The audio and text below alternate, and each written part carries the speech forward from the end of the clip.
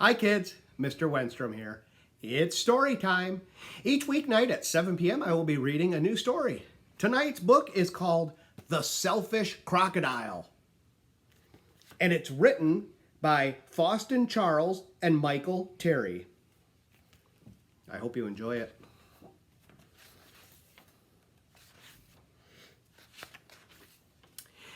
In a river deep in the forest, there lived a large crocodile.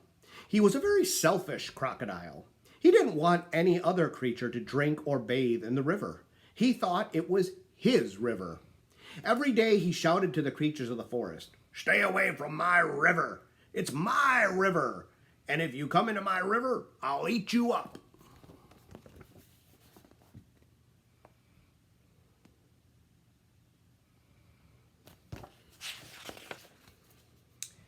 So there were no fish, no tadpoles, no frogs, no crabs, no crayfish in the river.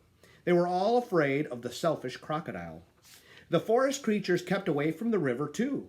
Whenever they were thirsty, they had to go for miles out of their way to drink in other rivers and streams.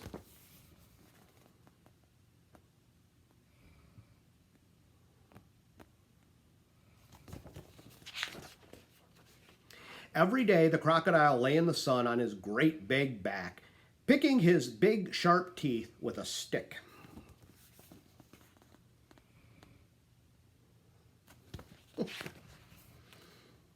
Early one morning, the forest animals were awakened by a loud groaning sound.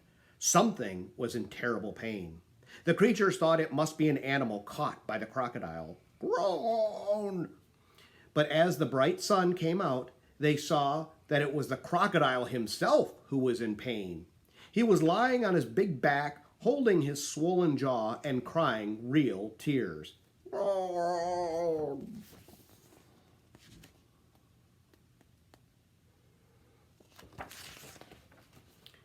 The creatures drew closer, but not too close. Some of them felt sorry for the crocodile. "What's the matter with him?" asked a deer. "I don't know," said a squirrel. "Maybe he's going to die," chirped a blackbird. "If that happens, it will be safe to go into the river again," grunted a wild pig.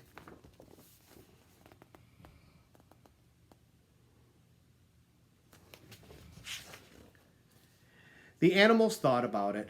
They hung from the branches, they peeked through the grass, they buzzed in the air. They shook their heads as they watched the great big crocodile, but no one tried to help.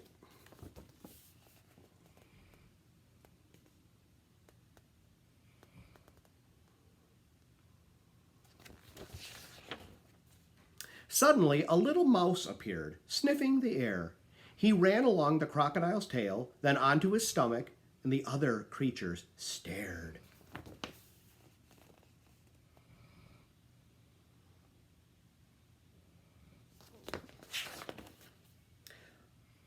"Look at that mouse," chattered a monkey. "He's either very brave or very crazy," growled the lion. "He's going to be eaten for sure," said the iguana. The mouse crept along the crocodile's big neck and into his open mouth. There was a hush in the forest.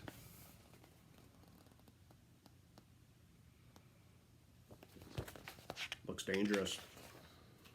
The mouse took hold of something and pulled and pulled and pulled. Finally, he pulled it out, put it on his shoulder, and walked out of the crocodile's mouth. The astonished creatures began to cheer. The crocodile sat up and said, "The pain is all gone." Then he saw the mouse walking down his stomach, carrying an enormous crocodile tooth on his shoulder.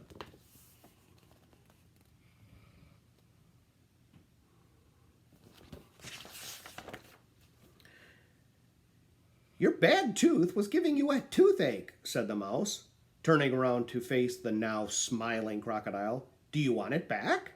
"Oh, no, get rid of it. And when you're finished, come back. I have a present for you." The mouse buried the bad tooth under a tree, and when he returned, the crocodile had a nice, juicy nut waiting for him.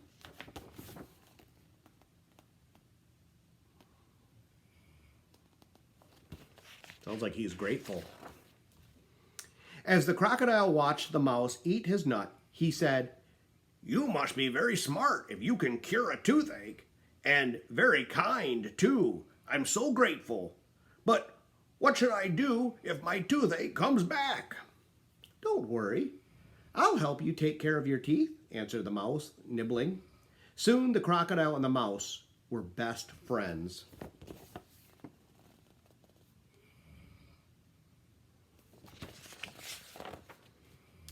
Not long after, the crocodile sent all the animals an invitation. "Please come to drink and bathe in the river. I won't hurt you. The river belongs to all of us," he said. The creatures weren't afraid to drink and bathe in the river anymore. Although the crocodile was sometimes a little grumpy, they grew to love him. As soon as the river was once again full of fish and tadpoles and frogs and crabs and crayfish.